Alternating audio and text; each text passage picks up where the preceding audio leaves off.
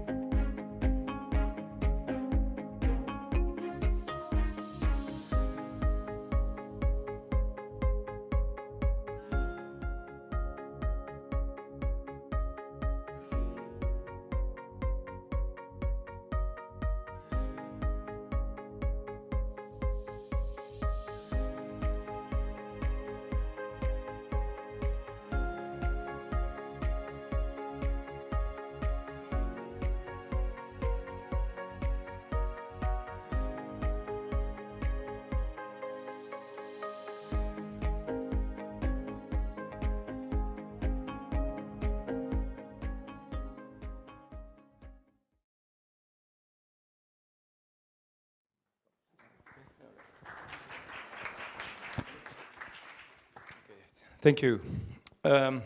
It's a pleasure to be here, and it's also a pleasure to take my mask off, actually, because it's only recently, as you all know, we're allowed to speak without a mask. So I'll do this if you're okay with this, and I'll remain at least 2 meters. But it's so much nicer. Thank you also for attending this session. What I would like to talk about today is about a course that at NUS Business School, Executive Education, we've designed on understanding the need why organizations need to change, what transformation towards that change means, and what the challenges are.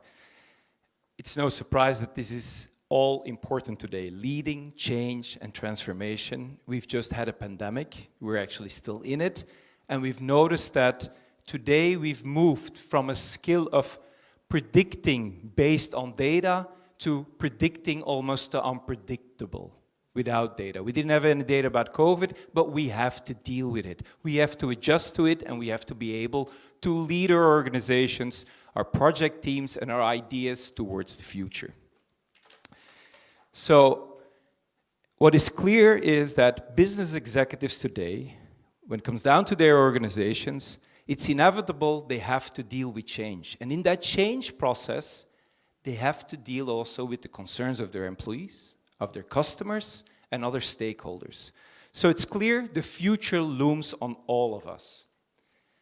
Change cannot be delayed, because if you don't want to change, your competitors, the environment, your people will push you to change. So you need to have those skills as a business leader. And the big question is, are our leaders ready? Are our business leaders ready? And they may say yes, but do they know what to do? You may have seen this cartoon quite often on the internet, which is circulated now.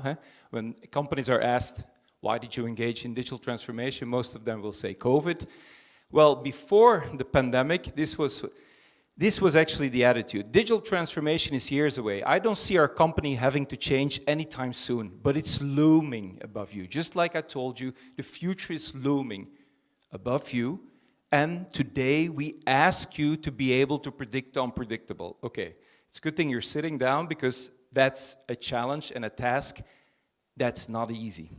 So in order to deal with that, and in order to look a little bit more, what is it that leaders need? What kind of leadership do we need? What kind of skills do we need? How do we want them to think and to lead?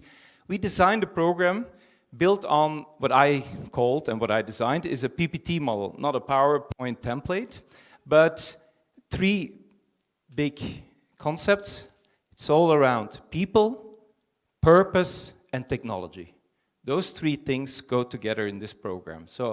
And I'll elaborate briefly on each of these points, so that you know what the program entails and why we're focusing on this. So as you will see, I mean, it's small print here, but it's also a big model. With people, we look at it from the point of view of your employees and your customers.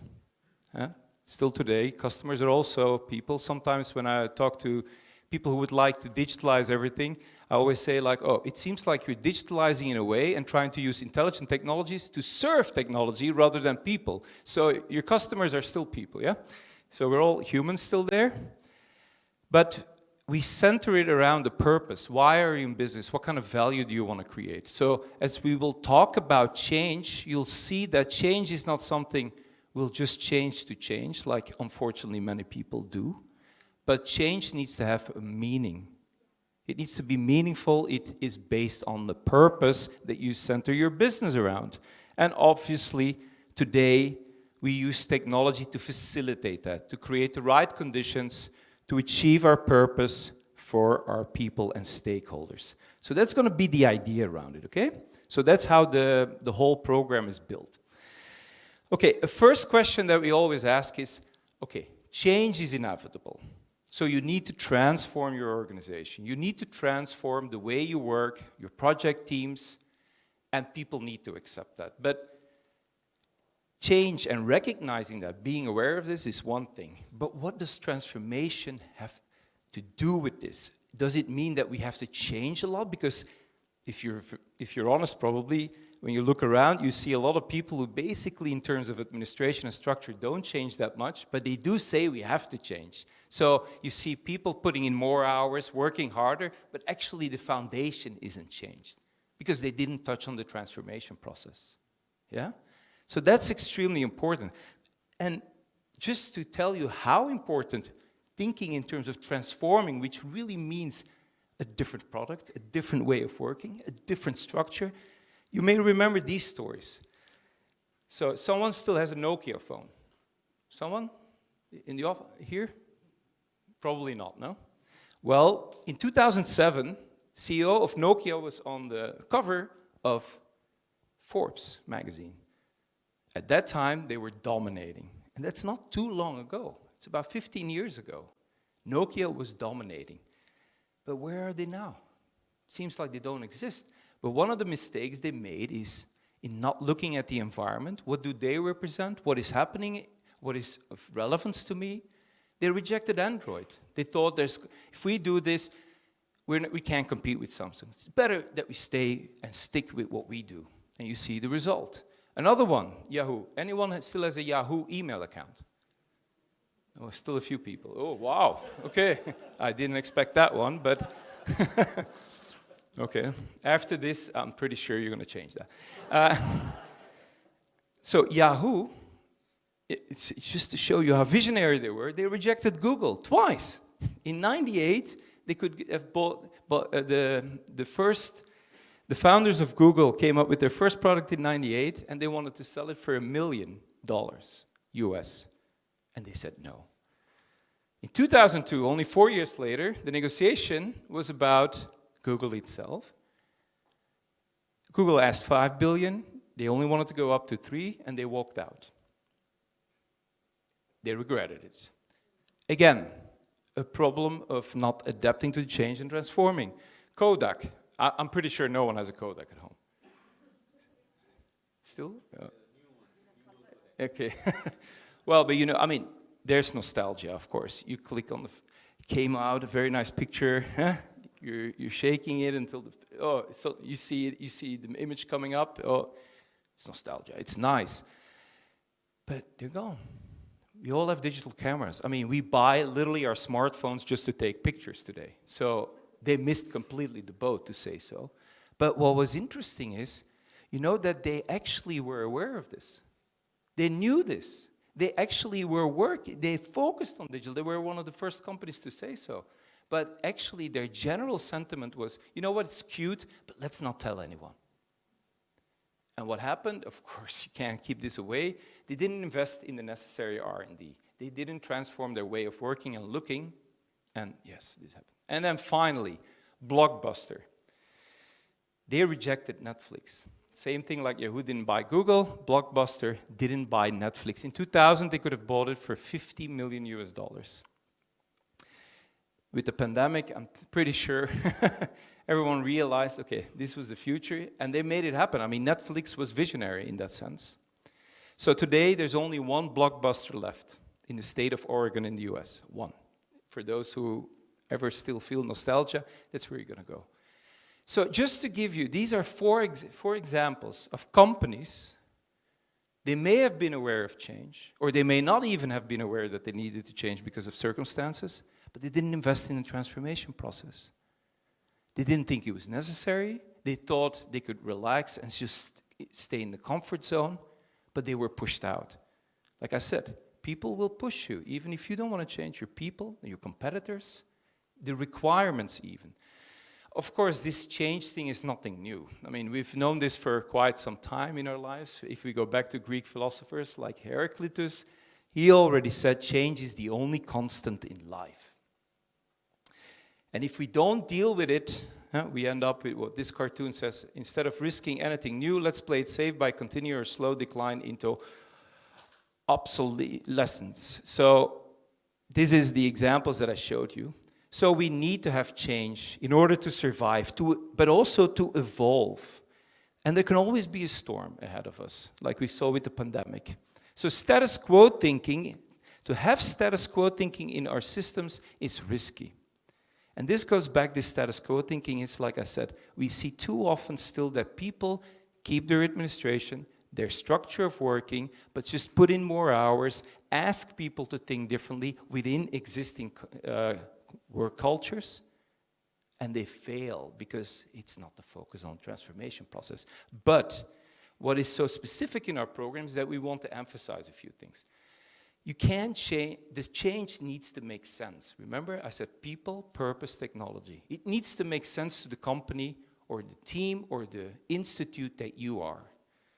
That's why we focus so much on, can you identify yourself? What's your identity? What do you stand for? I always ask in my leadership classes one important question to start with, and I already lose more than half of the people because they're like, why do I have to answer this question? And my question is very simple. Why should people be led by you? Because half of the people who sit there, because I'm the leader. But leadership is not a position. Why should I be led by you? Customers are thinking the same, especially when things change. So it needs to make sense in terms of who you are. That's what you focus on. That's the kind of value you want to create. So that doesn't mean that when change is needed, you need to transform, that you're going to completely change in terms of values as well. You're going to create different value now because you're changing. That's not the way to go, because then you're just changing to change, to beat the competition and make it a numbers game. But that's not what leading transformational change is about. It's not a numbers game. It's not ticking boxes. And I see this too often today in my own consultancy work, but also with our executive students. Digital transformation is such a great example of this, that we work with numbers, we do it because everyone else is doing it. Digital transformation has become a digital obsession for many people. Every time there's an obsession, it's not a good thing, because it's never balanced. But why am I saying there's an obsession? We look at technology to facilitate things, to make ourselves more efficient, to perform better. Good things. Those are good things. But in doing this, we narrow down our perspective so much quite often that the efficiency in the performance, we use a lot of metrics for this. If you don't measure it, it doesn't exist for people. So it's your KPIs, it's ticking boxes. And with digital obsession, it means, as a leader, I see most people not being tech savvy, so what did they do? Oh, do we have everything our competitors have? Do we have the latest? Do we have the right kind of tech support? Are they doing this and this and this and this? And, all the boxes are ticked, so digital transformation should succeed. But we have a problem there, and I love this cartoon. It illustrates this. Here. Are you ready to meet about digital transformation? Oh, we can't see your slides. Oh, do you need to download the video plugin? We're restricted to IE7. Okay, I tried to email the slide deck, but it bounced back. Okay, our file limit is 1 MB. Dropbox or WeTransfer? Blocked by our firewall? Google Docs? Yeah, right. I'm not sure how to present to you. Can you fax it to us? I'm pretty sure all of us have experienced this, because we have a lot of people who are changing because we need to change, and we're upgrading all the time.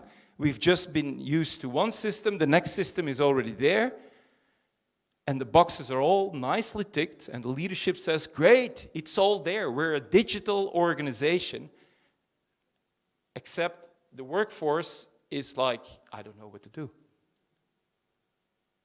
So at the end of the day, if your workforce doesn't know what to do and hasn't been engaged in a transformation project, nice, you've invested very well. You've got all your boxes ticked, but who's going to use it? And how are we going to use it? Because usually what happens, and I see this too often, they create mini loops where the human is cut out. So most people don't even know where to go to ask questions because we centralized everything. So we need a more holistic approach. And that holistic approach is leading transformational change in the digital era, and that's my claim, will take even more effort than ever to make sure you manage your people well in interaction with technology. And that holistic approach, it's not something new. I mean, we see it in medicine, in surgery, when we talk to doctors, that idea is emerging as well. Because what do we usually do? When we suffer from a pain, a cold, we go to the doctor, they prescribe a pill, yeah? So we look at the symptom and we treat the symptom on the surface. So we give a pill. So for example, if you have high blood pressure, diuretic is one of the pills you get. But what this pill also does is it has certain side effects. It extracts the water from your cells. So if it extracts the water from every cell, of course your blood pressure, the pressure goes down because you're extracting water. But by extracting water from your cell, you create other problems if it's too intensive, if you use it too long. So other problems emerge, just like we saw with the digital transformation. Oh, we got all these things, but yeah, but then now we don't know how to work with this anymore. Yeah, but we cut these lines out. Oh, okay. Yeah, but we can't go back anymore because we have no budget. Oh, actually, we never really made a very good business case in the beginning because we didn't know that this was going to happen. Because that's one of the biggest issues with technology. Most organizations fail in making a good business case. So my own Center on AI Technology for Humankind here at NUS, we work together with MIT to see in the Asia-Pacific region how companies deal with technology. And 90% of organizations say, oh, we are engaged in digital transformation. Even more so, we use AI. Even things that aren't AI, they identify it as AI, but 90%. Do you know how many companies go beyond the pilot stage? Because that's the first thing you know, 12%. So that means very, very little value is being created. Because they don't have a people focus with the technology.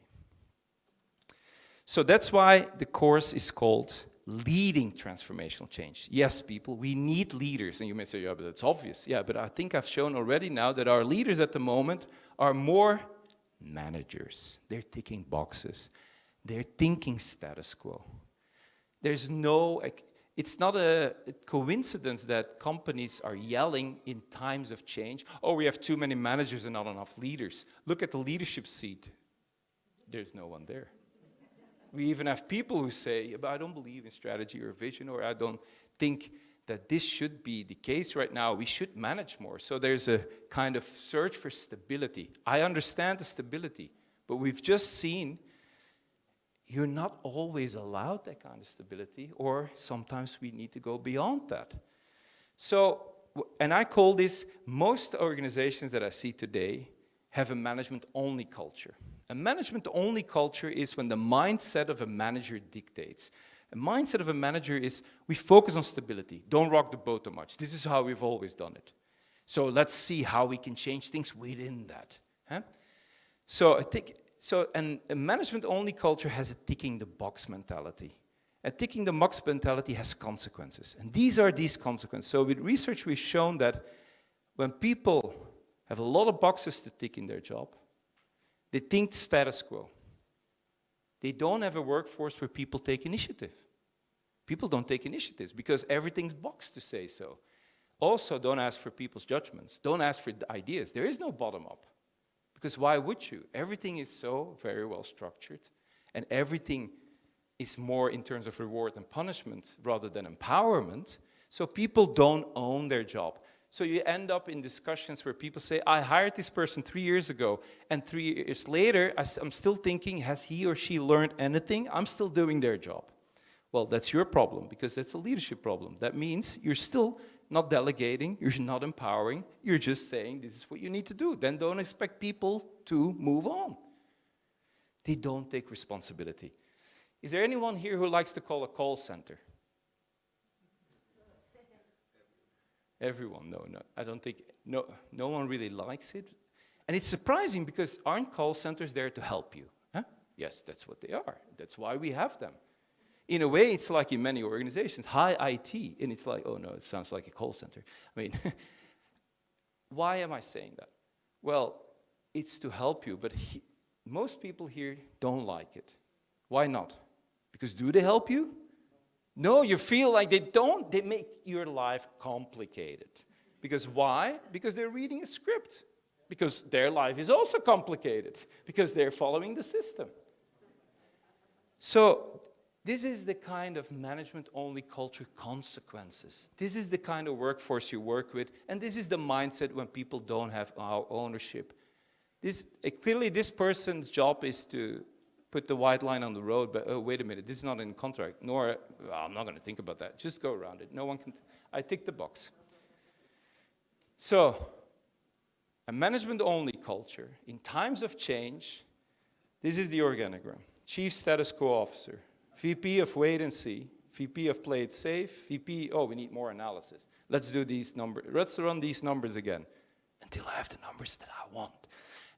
But not what reality says. So, director of Yes But, manager of I Give Up. So this is definitely not what you want. But it's all recognizable. The fact that you're laughing so much means that we're all being confronted with to a certain degree. So we need more leaders. So what is leadership and why is that so different from management? So in our course, what we want is that people adopt less of a manager mindset, but more of a leadership mindset. Because that's what we need to understand what they need to do when they have to tell people we need to change, and that's what this change means. And this is what we're going to change. And it's all going to be new. And I'm going to tell you how and what challenges you're confronted with. So this is basically leadership. Like I said, it's not a position. Leadership is a two-way. As leaders, you initiate. You have that responsibility. You initiate your ideas, you guide, and you bring in a vision. Followers need to buy into this, and then they can support you. And once you have that two-way and this dynamic, you have influence.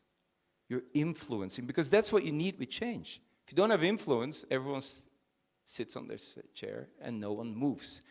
It's only when you have influence you have leadership. Everyone can be a leader. I can call everyone a leader here. In my MBA classes, I have a golden crown with the word leader on it. And I randomly put that on the head of someone. And then I asked the person to leave the room. And before the person leaves the room, I said, turn back. And I asked, do you feel like a leader? No. Why not? No one's following me. They're standing there alone. It's not a nice feeling, but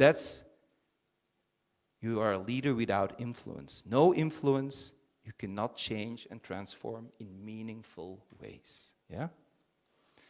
So the reality of leadership is you want that your people and your teams will do the job, that they're engaged and that they own the job.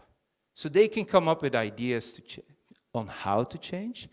They will understand more easily the necessity to change, and they will work together with you to do it. So leadership, in that sense, is what happens when you're not around, I always say. If people do the things that they're supposed to do and adhere to the norms, even when you're not around, you have influence. So your leadership job is you want your people to do it and that they feel they can do it, to empower them. And this is your job. Leadership is about making others perform better. And I always add, and people like that, so you need to do less. So people jump up, oh, wait. So if I have leadership, I need to do less. Yeah, less of the managing. So you can focus on your job. Because this is what most managers complain about as well. I have no time. I have to do all these important things that people are knocking on my door for. But it makes that you don't focus on your job priorities as a leader. Putting the vision out there, making sure you know what's happening, making sure that you can do the analysis to say, is this relevant or not relevant to us? Do I need to use my influence to make sure that we're prepared? Don't have time for that. So what exactly do leaders do when leading change? So that's when our participants know, okay, we've worked with them on reflection, they understand this challenge, they understand that they need to change their mindset in order to deal with changes from the lowest complexity to the highest complexity. Well, then we make clear to them this holistic approach is We talk about technology, but we also talk about what people are and what that means if you change. So this is a picture where I want to show you what change actually means in organization. Let's say we're at this point here in organization. This is the kind of value we're creating, but we want to change. So what most companies want, there's a certain Singapore bank here that is a customer of ours. I'm not going to say it because there are quite a lot of banks, but they all think the same, by the way. So they're saying, oh, yeah, but this is today, but we want to be here tomorrow. I said, yes, but you forgot something, this here. Because what is organizational change? If you change something, you're going to go down. Why? Because it's new. I call this the forming phase. This is where people are going to fail because it's completely new. They have to be trained. They don't know why, because you've never told them, but now it's a necessity. So you need time here. So what we need there is psychological safety, trust, and a no-blaming culture. There cannot be severe consequences, because if you cut that off right away, people are never going to learn because they're afraid to learn. If you can't try, you can't learn. So this forming phase is going to be the first, until we hit rock bottom where it's like, oh my God, I wish I never engaged in this digital transformation effort. Because look, I mean, how are we going to survive this? But then it gets better. People start to learn. So this is where I call this norming and storming. It's storming because some people will now, they feel like, okay, I'm getting hang of this. I'm learning. I'm getting these skills, but they're bringing their own opinions in it because they've been doing the job for quite some time. They're dealing with customers. So they're bringing in their ideas. So now sometimes you have to push back. And you have to arrive at new ways of working, norms, new norms. So that takes the time. And so after all of this norming and storming and forming, oh, we're back at the same level as before. After that time. And then, only then, with the right kind of leadership, here will arrive where it's a new way of working and we're creating more value because now we're adjusted to the changing times and we have the right kind of working. But now you can see with a manager mindset, oh yeah, I jump from here to here.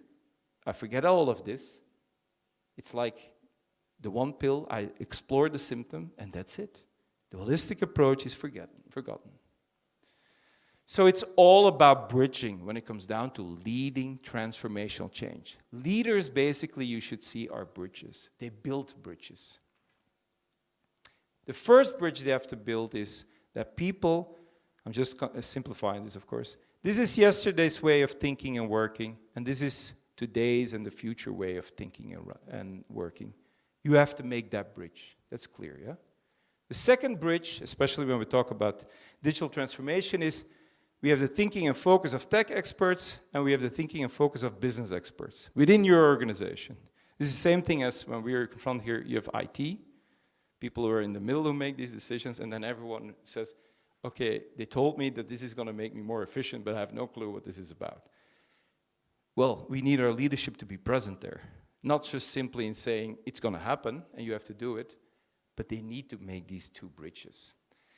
And what kind of leadership types are those who can make those two bridges? So in my own research, and this is a book that I published in 2020, Leadership by Algorithm, I identified two types of leaders, and those are the two types of leaders that I believe are required in the future when it comes down to bringing intelligent technologies in our workplace to deal with changes so that people actually can augment their own abilities and esteem in the job, and at the same time increase the performance.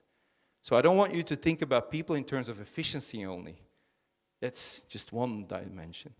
It's a holistic approach here, yeah? They need to buy in. So the first one is inclusive leadership. Like I already said with the bridges, contemporary organizations suffer too much from silo working. Everyone has a little silo, everyone has their little, because the engineering mindset, which is a very good one to create high value, but is in terms of ticking a box. I've done this works perfectly, the measurements are correct, it goes to the next department. What happens there? It's not mine. So in a way, I always say to people, what happened to the concept of total quality management? Where is that? That's gone. We used to be, of course, that it's difficult to achieve, but total quality management was that there's at least a shared sense of responsibility and ownership in terms of the final product we're going to deliver. And leadership made the effort to make this clear to everyone, this is what you're contributing to. It's gone. And in a way, we need it more than ever again. So no silos, inclusive leaders work on this. Also, less hierarchical communication. In the digital era, we work with data to predict. And I told you we're going to predict the unpredictable even. So data change all the time. Our technologies right now, we work usually with stationary data. What has happened in the past or today? We're not advanced enough, especially in our organization, because you have too many stakeholders. In the lab, you can do that. But with many stakeholders, you can harm interests of them. You need to work with data, which means if something changes, it needs to go quickly throughout the organization. So communication needs to become flat. So towards the future, people who think leadership is more hierarchy, you're completely wrong if you want to be able to deal with change and understand what exactly transformation means for everyone involved. And inclusive leadership, of course, acceptance of differences, but psychologically safe and trust, so that all the knowledge is shared. The second type of leader is what we call purpose-driven leaders. Because when we change and we really put in that effort, this is a sustainable change, no? It's sustainable because it's long-term and it's meaningful. It's intrinsically motivated. That's what it should be, not extrinsically. So you make it sustainable. But also, you make clear and keep making clear. Remember when we have a new way of working, we norm, the norming and forming. What are our values? Why does this business exist? What kind of value do we want to build for our stakeholders? Why is this so important to us? This is important for everyone in an organization to understand when we go through this change. To safeguard to some extent as well, this is why we're doing it. That doesn't mean you can't change your ways of working then. You can still create the same values in different ways of working because the environment changes as well. But also in the digital era, it's more important than ever. Today, too many leaders are still saying, oh, we have so much data. Oh, then we need to do digital transformation. Because, you know, the technologies work with data today. So we hire these tech companies in. They provide us with a tech solution. But, you know, most of these companies, I was talking last week with a big provider, they say, companies expect us to do everything. They expect us also that we keep all their data in our cloud, as if we can keep the data of every company in the world in our cloud, in our. Why? And I said, that's very simple, because these companies are led in ways where they don't think about what the consequences are of a digital transformation effort. Because they're not tech savvy enough, they don't have a business case, they're changing because everyone's changing. So they expect that you do all these things. And you see, there's a problem there, because that will be an organization that hires data scientists, computer scientists, IT, and they're stuck in the 90s, I always say. In the 90s, you had an IT department because it was fine for them to tell you, hey, boss, you need this hardware and software. Oh, great, here's the budget. I don't want to be dealing with this. But today, they still do this. They say, hey, we have all this data. What do the data tell me? Then we know what our strategy is. There's something wrong with that. Aren't you supposed, you're being paid to make the strategy of the organization. An IT or a data scientist doesn't know these things. They're not trained for this. You need to tell them that these are the questions that need to be asked so they can see whether you have the right kind of data. But what I just told you, and I'm pretty sure many of you may have seen this already, people in leadership positions today, they don't ask like that. They just think, we have all these data. You tell me. So maybe we overpay our executives and underpay our data scientists. But anyway, you see, this is important for leaders to realize leadership is going to be more important than ever, and we need to train people in that holistic way of training. So we don't only focus in our course on the leadership itself and the people, the employees, but also on our customers, like I said. They're also humans. So customer experience is very important when it comes down to transformation. I'm not going to go into depth, but what we focus on is this kind of tension that arises when you're transforming Within the organization, you have to deal with your people, but the customers, they have certain concerns, and they expect that you can instantly solve their problems. But what they also expect is, oh, this transformation, all fine, we'll go along with it, but you do offer something much better than later, yeah? So as a leader, you feel the pressure here as well. We need to solve right away in the middle of the transformation their concerns, but need to end up with something that's much better. And there's an interplay as well. So we found that organizations where there's a lot of trust and psychological safety, they have more loyal customers. Why? Because the service is much better.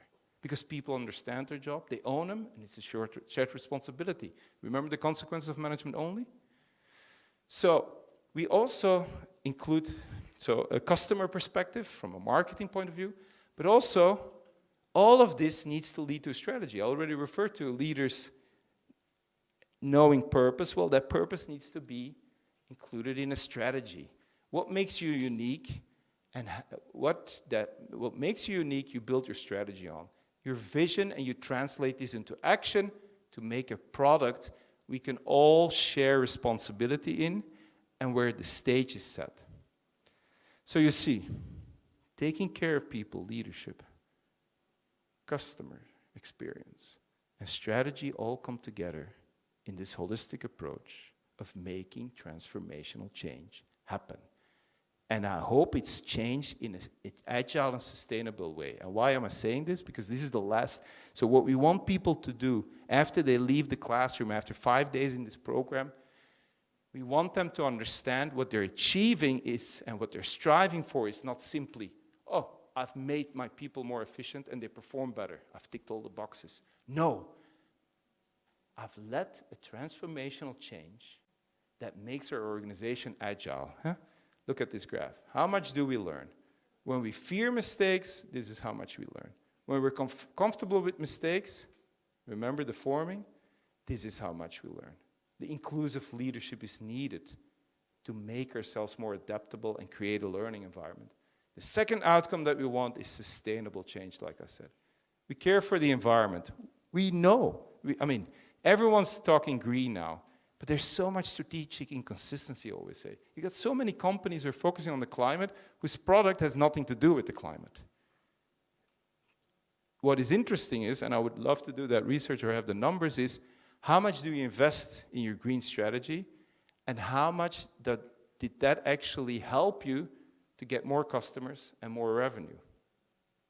I think for some companies it would be disappointing because of the strategic inconsistencies.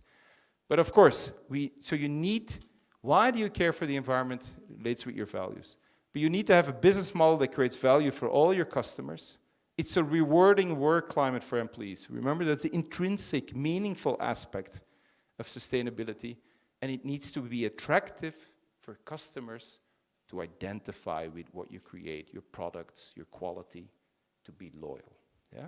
So those are the outcomes from a holistic point of view on leading transformational change, that we have people who go out and know what we're creating is an agile, adaptable organization that focuses on sustainability in all its facets. Yeah? So that's our thinking behind it, of this program, Leading Transformational Change in Agile and Sustainable Ways. I hope you enjoyed some of the insights here, and if there are any questions, I'm available. Oh yeah, I had to go to this one.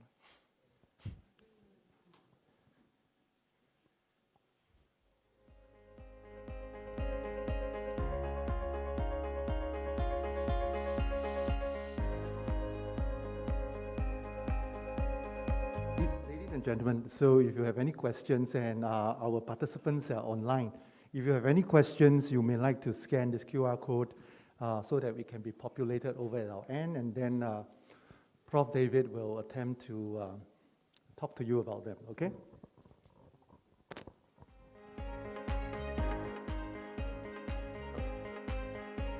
Can we have questions like this as well?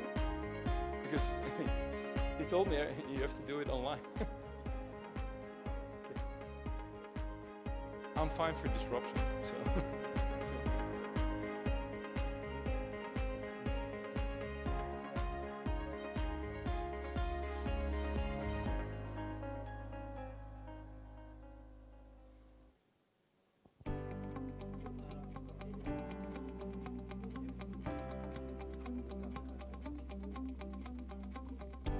Yes.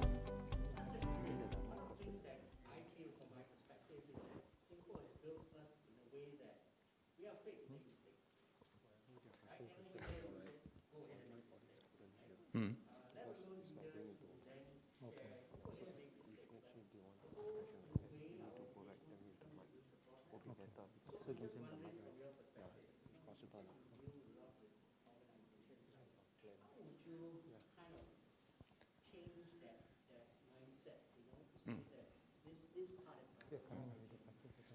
It's a good question, and I think it's something that we all, on a daily basis, almost observe. Of course, I mean, I do see that the government is very much aware of this, and it's been put out there. But like you said, changing a mindset, you have to realize it's very difficult, because a mindset is also culturally determined, and this is not something you wipe out. Plus also, there are, of course, I always say with any change, look, there's also good things. Sometimes you want to keep some good things as well. This is why I said don't change just to change, because unfortunately. But I think COVID-19 is a very nice one. Nice example, first of all, to start with is, remember, I mean, when the crisis was high, the West actually failed, in a way, because the leadership is too fluid. Leaders are scared, actually, they treat them as customers almost, they're people. So you saw in times of crisis, it's very good to have a strong leadership, type of leadership, but with good values, not someone who's bad. So we've seen this. But then, when you see you need to move on, so when there's stability, status quo thinking fares well with a strong type of leadership. But when it's changing, and it's required to change because your economy has to survive, or the psychological mindset of people need to be taken care of because people are just going crazy, you need to have leadership that is more adaptable. And that's where you see that high power distance cultures, more present in Asia, have more difficulties to make that shift rather than in the West. So you see the context, first of all, is going to be important for what type of leadership is needed. So don't throw away everything right away. So that's the first thing that I want to say. Second thing is, so, okay, in my experience, what I've seen is, yes, it's very difficult to say, like, to people, you can fail. And that's fine. Because everyone will still wait, and no one will take the step. Because why? Leadership is also related to what we call leading by example. Leaders facilitate and create the conditions for this change to happen. That's what we said. So in the organization, and this is a big multinational in the medical world that I worked with for 7 years, they actually moved into, they had a very rule-based compliance culture, which is ticking boxes and assessing the whole time. One thing is, they say it makes transparent, but on the other hand, things that people don't know all go underground. So basically, you don't know what's really happening. So they moved to what they called integrity-based compliance. And the issue there was, how can we make sure that if there are problems or people have done something wrong, that we know about it?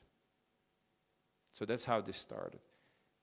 And how this was done was their leaders were trained in order of admitting mistakes themselves.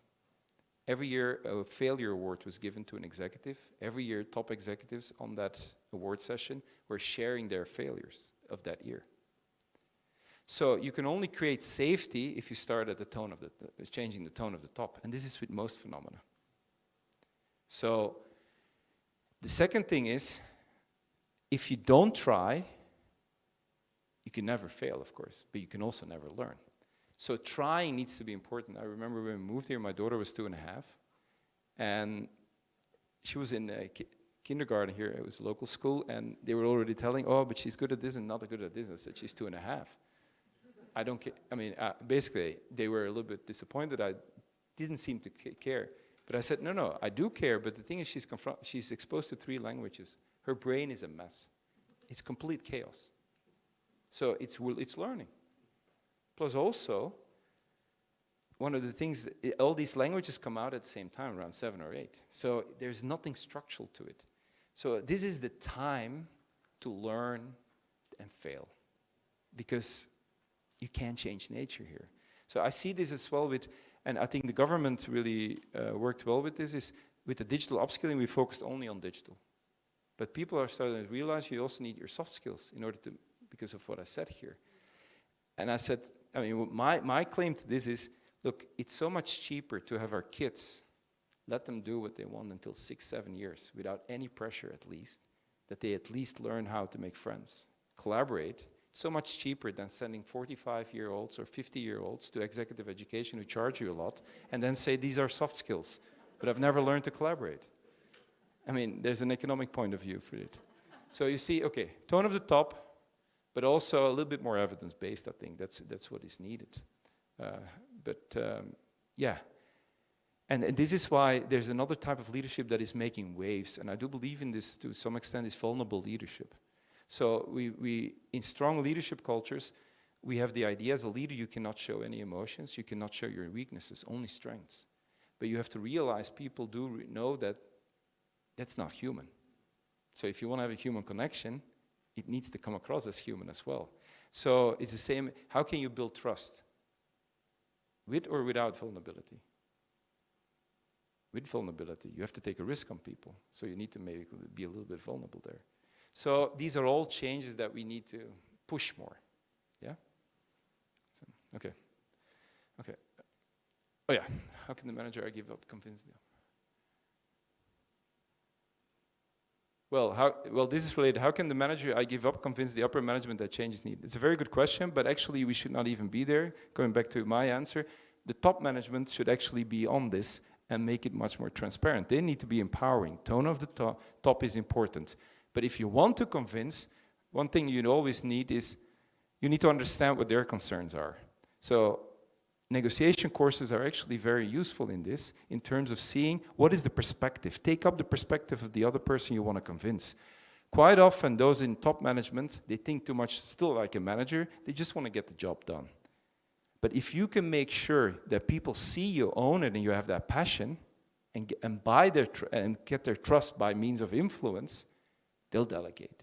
So in a way, we also have to learn people to deal with managers, with their supervisors. So this is part of, I would say, in our MBAs and in our business for bachelor's and master's students, this should already be on it. How do you manage your boss? So these are things that I'm focusing on as well. To keep the storming stage from becoming a mass fallout, what are some strategies to keep? Well, to keep people participative. So participative leadership is not, we made a decision and I tell you, and now you participate. Participative leadership is before a decision is made. So you need to keep people on board by how? By making them part of it. The engagement, the ownership of a job, that's important. What makes a good case for digital transformation besides efficiency? Well, this is a very general question, and it's specific to any company. So when I said, remember the 90% of companies do the digital transformation, and only 12% went beyond the pilot stage, which means if you can't go beyond the pilot stage, you're not implementing it. It's not becoming part of your work culture, because there's probably a problem in the sense of you didn't look at the consequences of what does it do to the management structure, how do we assess that this is successful, what does this do to the people, who do we need to recruit, all these concerns, most companies never really address them. So a good business case means that you look at every dimension. You look at the management structure, at the recruitment, at the budgeting, at what do you want to achieve with this technology, how do you implement it, how do you assess what success is, how do you manage and maintain your data. Because like I said, most big companies, when they go to a Google, so I wrote a book on Huawei so many years ago when I lived in China, and I know their founders, so I was talking last week with them, and they said, like, in China, we get all these companies who say, like, oh yeah, you keep our data in cloud, because Huawei is pushing cloud now. So then, oh, you provide a solution, and you've got so much cloud. Well, then you're not really prepared. You don't have a good case, because clearly you have no case. So those are the first things to look at. Why is it important for leaders to lead with purpose? How can leaders... Well, you need to have a purpose in life as well, no? That motivates you. If you have a purpose, what you want to achieve, it makes things meaningful. Like we said, if you want to mobilize your people and you want to attract your customers, it needs to be meaningful. Meaningful is lasting, is sustainable. That's why it's so important to be clear about your purpose. Again, the question, remember, why should people be led by you? What's your message? Same question is, You're in business. Yes, of course, I want to make money. Okay, but why are you in this business? Ask that question.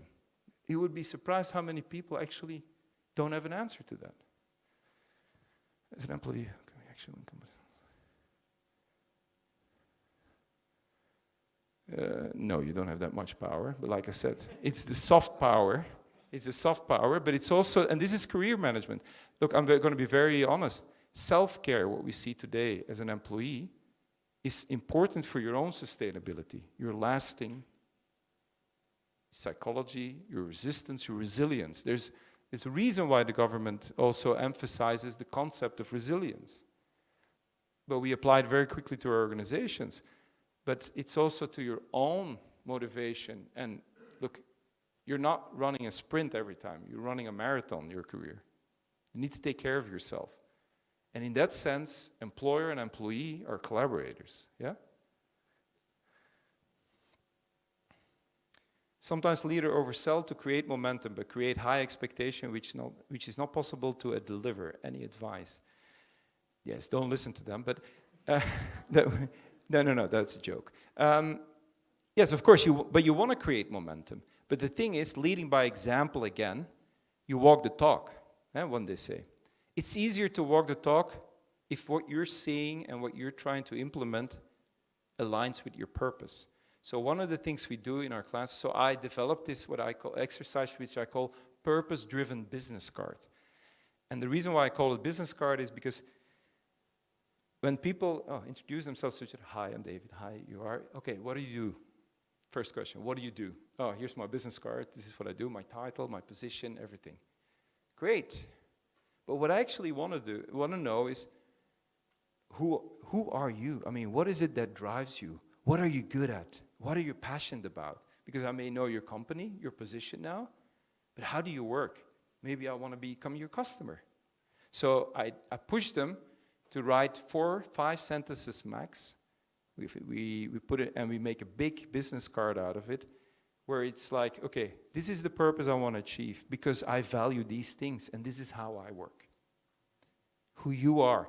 And then some of my students, they put it on their door, or they use it as a screensaver, or you can use it as a Zoom call background.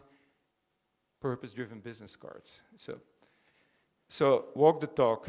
How do you deal with difficult colleagues in the process of change and transformation? Is this asked from a leader point of view? Because I was once asked in a leadership development program, and I said, oh yeah, what do you want to achieve with this? What develop our leaders? Okay, but what? And then it came down to, when I pushed a little bit, but what is success? How can we get rid of difficult people? Well, if you start with that attitude, you're clearly indicating already, you're not willing to change yourself, are you?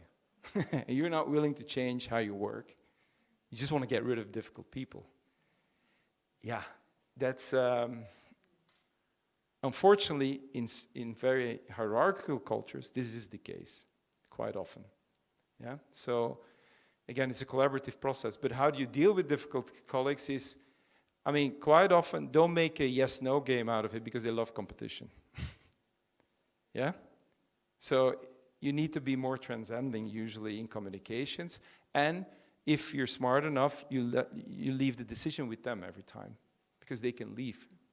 Also, don't forget, keeping someone on board, no matter how talented they are, but if they prove to be very difficult, it's best to part ways. And also don't let a conflict escalate. I mean, no one wins with this. In that sense, I do like the concept of saving face for both parties always, yeah?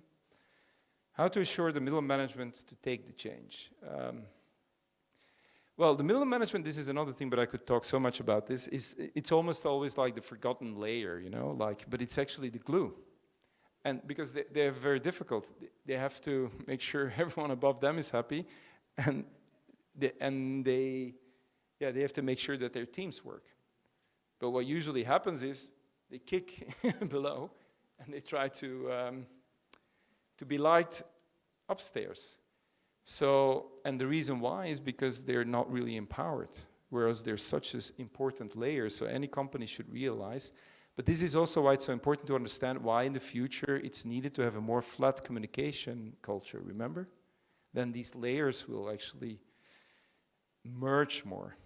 So in a way, the leader of tomorrow, being at the top means that you can also be at the bottom. You can deal with anything. And you can also put yourself there. So that means you have to start thinking less in terms of your position and much more in terms of your responsibilities as a facilitator. Yeah? I'm not sure I still have time, or... No? Okay, I have to stop, okay. Okay. Yeah, still, thank you.